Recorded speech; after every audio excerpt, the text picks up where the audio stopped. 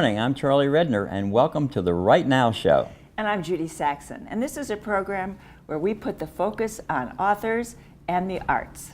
And Judy, I can see you're in character today. What's going on? Well, so are you. Well, I want to tell you, Pilgrim, don't hang out with those Clancy boys. You'll be killed for sure. Charlie, I love that. Wow, fits right in. We are so happy to have Brett Halsey with us today. Let me tell you a little bit about him, as if you probably don't already know. He was born in Santa Ana. He received a Golden Globe in 1961 for New Star of the Year. He's been in so many films and television. Oh my goodness, Gunsmoke, Perry Mason, Sea Hunt, Columbo, Charlie's Angels, soap operas, General Hospital, Young and the Restless. He was in Godfather 3, I could go on. And he's an author of 5 books. Welcome, Brett. Thank you. And thank you for joining us this morning. Thank you so much. Happy to have you. We want to talk about your writing basically, though, if we can, because we've talked about your movies before and some other shows, but I really am interested. How did you get started and why? I think around 2000 was your first book? Yeah, well, how I got started writing, when I was a very young actor, we often had to take second jobs just to eat. Yeah.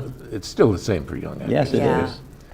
And one of the jobs that I had was working as a bodyguard. And one of my first bodyguard jobs was for Linda Darnell. Oh my goodness. She was afraid her husband was going to come and get her. Oh dear. Anyway, I never met her actually. I was in her house guarding the door and stuff. Right. And while I was there, I was sitting in the library, and it's a big library, almost like this. I don't know if you've seen. Yes. And I saw some Bud Schulberg books. Oh, yes. One was The Disenchanted, which was about how Hollywood eats its own. Yes. And what was the other one? Oh, What Makes Sammy Run? Oh. And I thought, I can do this. So did you start? Maybe not as well as Bud Schulberg, but Yeah. so that's when I got interested in writing. But you didn't start writing then. Your acting career took off and you became very busy for a long time, thank goodness. Yeah. But then I did some script writing, not much. And then when I went to Europe, I started rewriting scripts they were giving me, because I get these scripts in translations from Italian, which was which was impossible to play in English. Yes. For example, the best way I can describe it is, if an Italian says "I love you," he has to give you 10 reasons why. An American says "I love you," and That's it. Right. so they'd have all this extra dialogue that we'd have to cut back into. So I started rewriting scripts, and then westerns, and then came to, I might as well tell you the story about West of Hell. Yes. West of Hell is my latest novel. Right. It's out now. West of Hell, yes. And that started, you're a writer. Yes. Ideas come from God knows where. I'm sitting one day listening to the Beatles version of Michelle. Oh, yes. Michelle, my belle. Belle. Bump, bump, bump, bump, bump, bump, horse, bump, bump, riding along. No, okay, I've got a horse riding along. Now I have to put some guy on it. Bump, bump, bump. Pretty soon, well, he has to be going somewhere and doing something. And from there, this story evolved. Okay. But it evolved originally as a screenplay. Oh. And I was going to Berlin. I had the outline of the story on the seat beside me in my car, and I was driving through East Berlin, and I went to the border between East Germany and West Germany, and the East German cops were not very nice. No. They called them Vopos. And this cop was looking, he had this long baton, and he was checking my car and checking things, and he saw this script, and he said, "What's that?" Oh, and it was translated into German. Oh. And the German translation, I think, was Jenseits von Hölle, which means, I think, the other side of hell. Hell, yeah. Well, he thought it was something about East German, Germany. West German politics. Right. So he got really nasty. And he was a very officious little guy. And and I was saying, it's a cowboy, my German, Western. And then I said, Winnetou. Now, Winnetou for Germans is as popular as the Lone Ranger here. Oh. Winnetou was a very famous Indian, Okay. fictional Indian. And he said, Winnetou? Oh, Wilde West, oh, Wild West, he Wild said. West. And a big smile, and Yeah. off we went. So you've answered a question I think before I've asked it. Oh, You are a discovery writer. You sit down and you just write, and the characters take you places, as opposed to outlining and figuring out exactly what happens in each chapter. yes. Yes. Vladimir Nabokov said,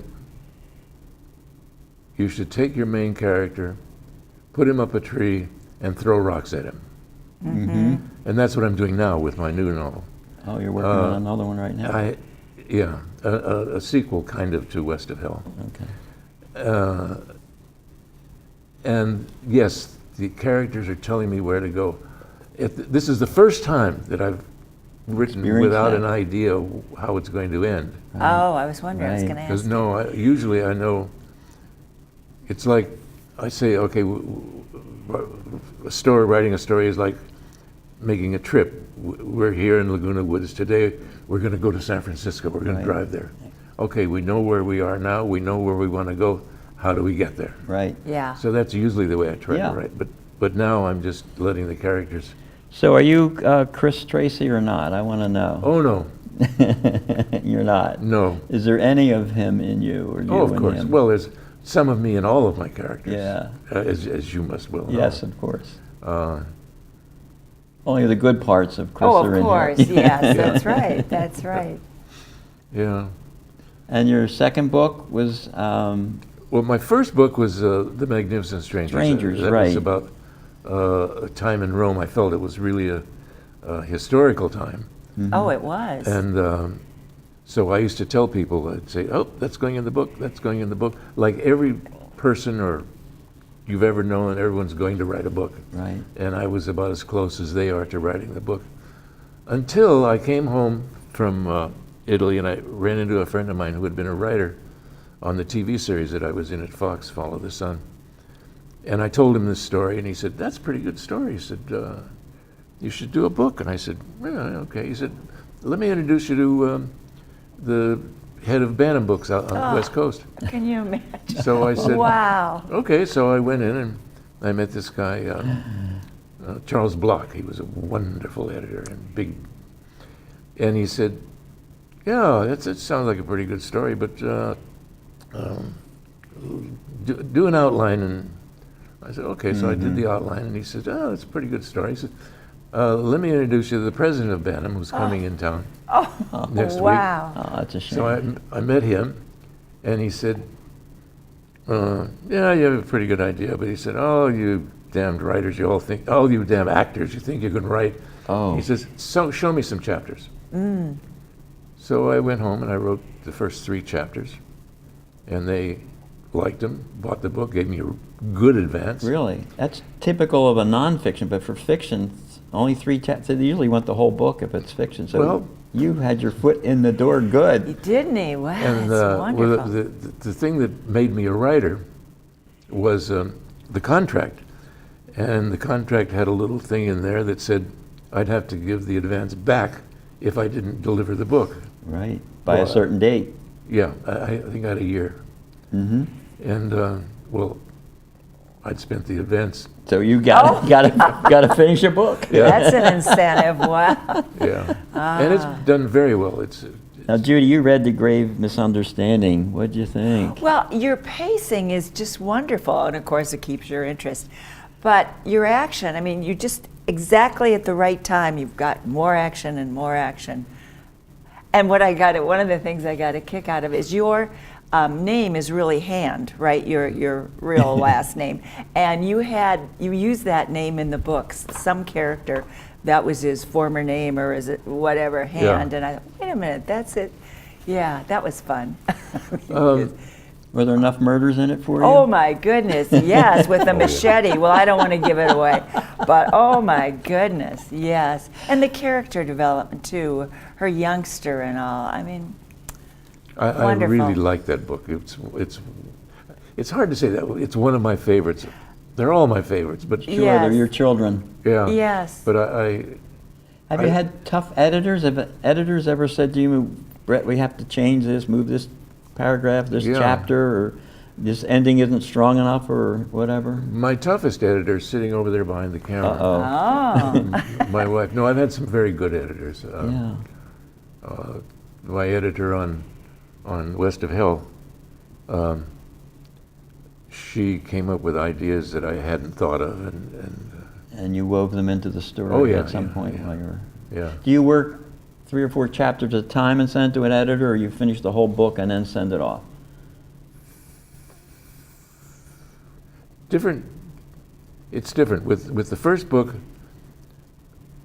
I did chapters, but that was kind of an unusual situation because I was living in Malibu at the time, and my editor was also living in Malibu, and we'd go out on the beach and sit in the sand with our manuscripts. Right. Oh, and that's the hand way them to back and do forth. it. Yeah. That's wonderful. Yeah, Yeah. I lived close to an editor when I was in Tucson, so we could do that with scripts. But today with the internet and everything, but I prefer myself to work 3 or 4 Oh, yeah. chapters at a time, get them edited and come back, as opposed to going from A to Z and then handing her the whole book.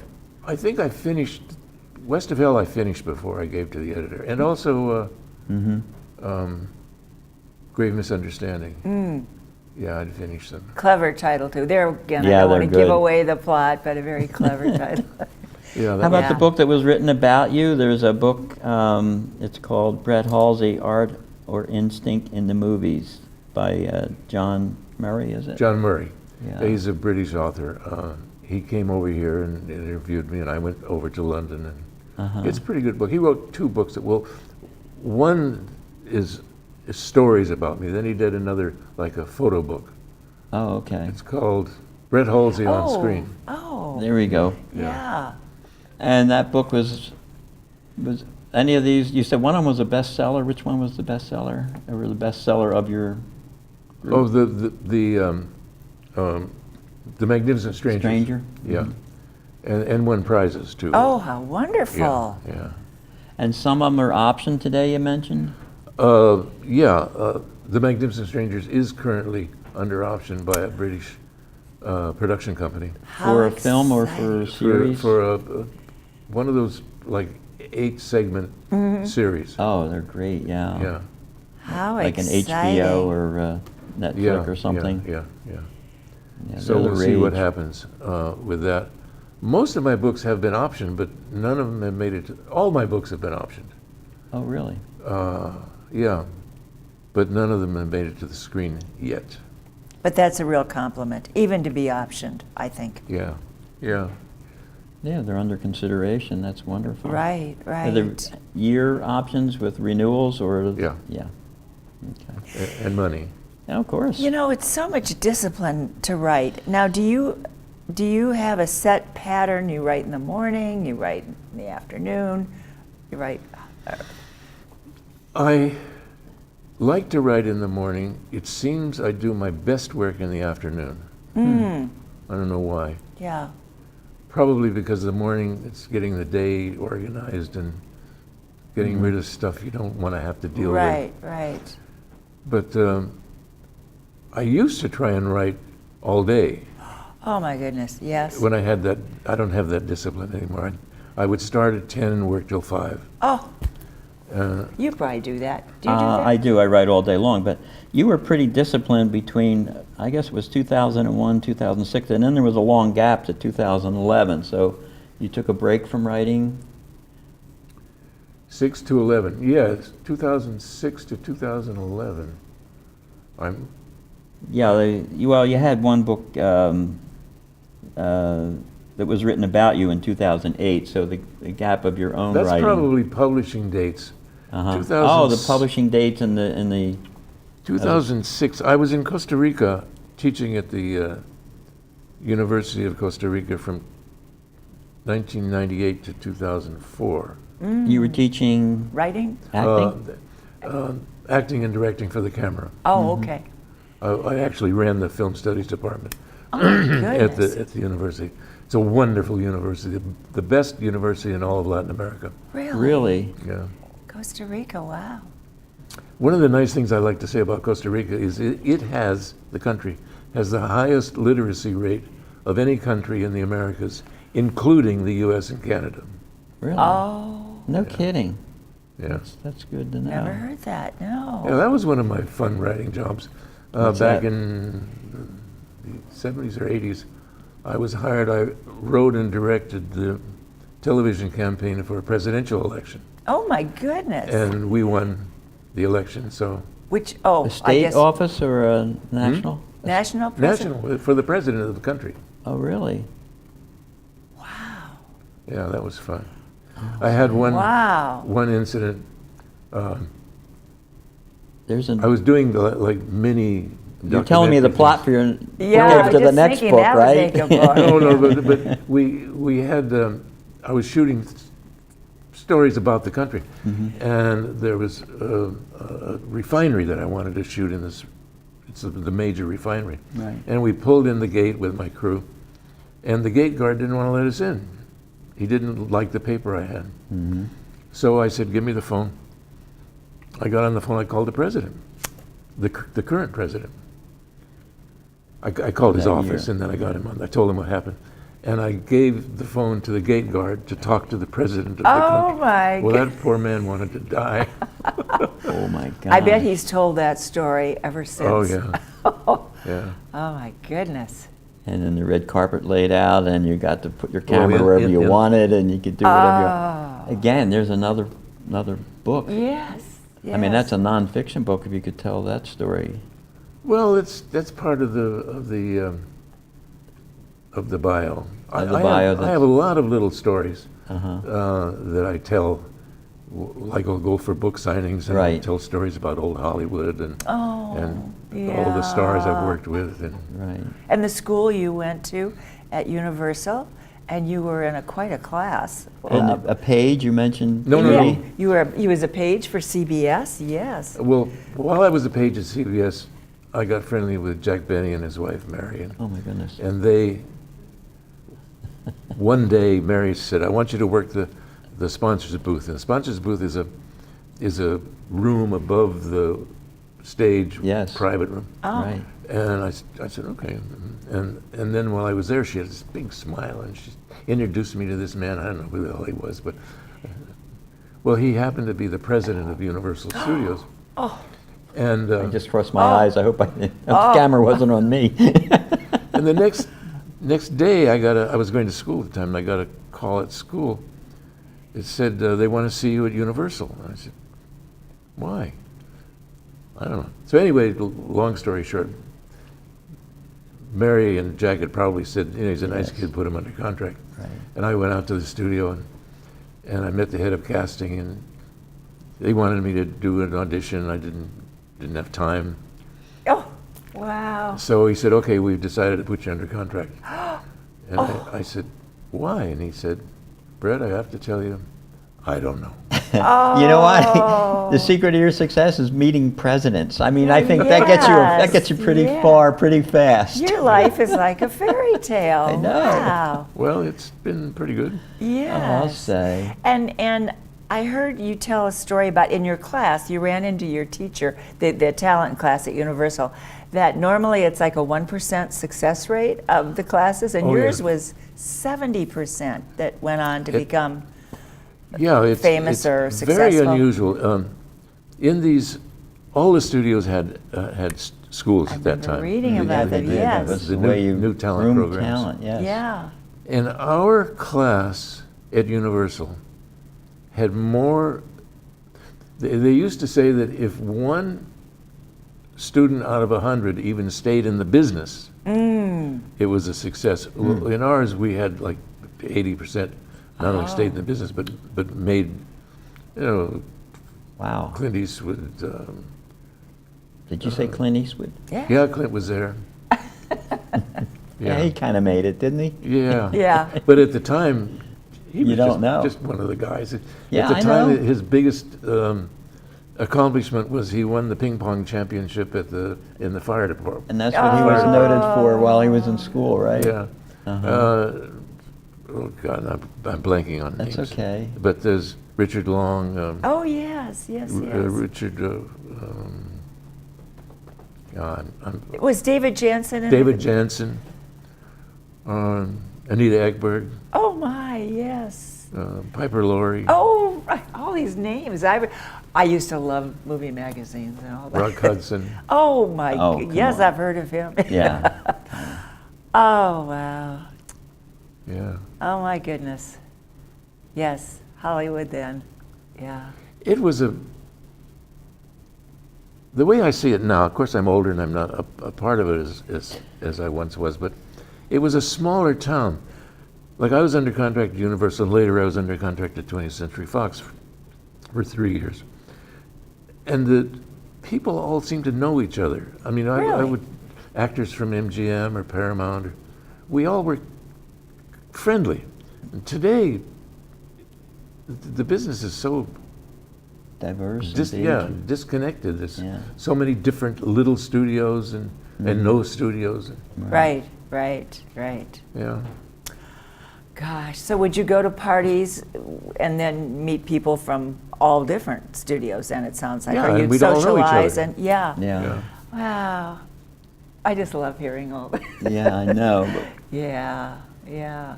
So can you tell us a little about your current project you're writing? Or is Well, that- it's another Western. See, although Chris West of is Hill in was it. my Is first Chris, Western, but I was raised in Western. I used to I know. break horses when I was a teenager. I mean, I felt when I was reading West of Hell that I was actually watching a movie.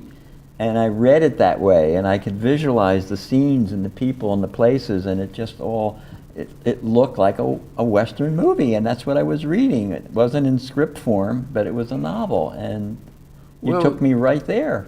Because I'm an actor as well as a writer, I can see this, I visualize a scene Yes. before I write it. I can see it, Yes. and I can see the people. I get to know the people. That's why you'll see, if you read my stuff, Yes. repeats of many names, because I use names of people I knew or know, Oh, okay.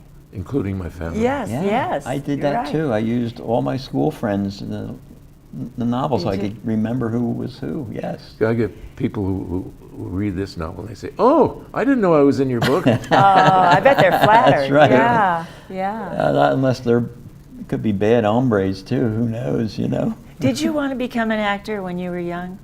Yeah, You always did. I always I did my first role on stage when I was 5 years old in a church play, and I remember. I think I remember. I don't know if I really remember. But 5. I played King Midas, and the thing that impressed me was I was 5-year-old on stage with adults In the audience. in the audience, Yes. and they were all sitting quietly listening to me. You had their attention. I had that yes. power. You did. And I'm not giving that up, he says, as 6-year-old, Yeah. Brett walks down Yeah. the street. Yeah, that was the beginning. Yeah, I've always wanted to be an actor. Yeah. And look how your dreams came true. Oh, gosh. And still are. I mean, you're writing, you're getting published. Yeah. That's great. I'm not acting much anymore. I'm directing. I directed a play here, Uh-huh. Arsenic and Old Lace, that Oh, was yes. very well received. I don't do much, I never did much theater. I did professional theater when I was very young, but I've always thought of myself as a film actor Right. and director Right, right. and writer. And right, oh And my writer. goodness, wow. So you said you started to write this as a screenplay, your first book, and then it became No, West of Hell. I West said. of Hell became a novel.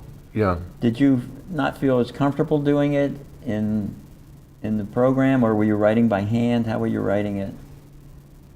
I use Final Draft beginning? when I write a script, as opposed to a Word document in a typewriter.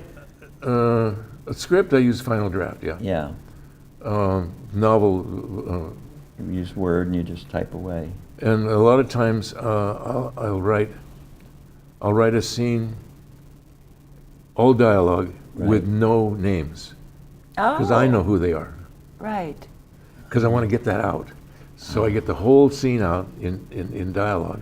Mm-hmm. Then I go back and identify who's talking and what's happening. Putting the icing on the cake so that you don't have to do that and interrupt your dialogue, people Right, talking right. back. That's But- interesting, yeah. But I do write a lot. I do a lot of description with dialogue, Uh-huh.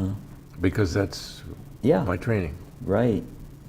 And it comes through in your books. I mean, I swear I was watching a movie instead of reading a novel. That was Yeah, really yeah. fascinating. That's good. Judy, we're going to have to wrap it up. I Can you believe know, that I know, it's the half flown hour by. has... No, Yeah. I told the powers that be here we needed 4 hours with Brett, but they didn't give it to me. I know. Wow. Do you have some words of wisdom to Well, I want to leave? thank Brett for Oh, joining yes, us and I was today. going to thank and- you. Yes, Oh, thank It you. was great having you, Oh, it and was. seriously, we'll have to have you come back again. You always catch Yes. me looking for them. Yes, I have a couple of words of wisdom about writing. Easy writing is damn hard, I'm sorry, easy reading is damn hard writing. Nathaniel Hawthorne. Excellent. And all of my writing is God-given. Ray Bradbury. I believe that. How about you? This says, all our dreams can come true if we have the courage to pursue them. And that's by Walt Disney. And I have one for the poets out there. Writing free verse is like playing tennis with the net down. Robert Frost. Oh, I just saw a documentary on him. Well, Wow. Well, I think all your dreams have come true and are still coming true. Wow.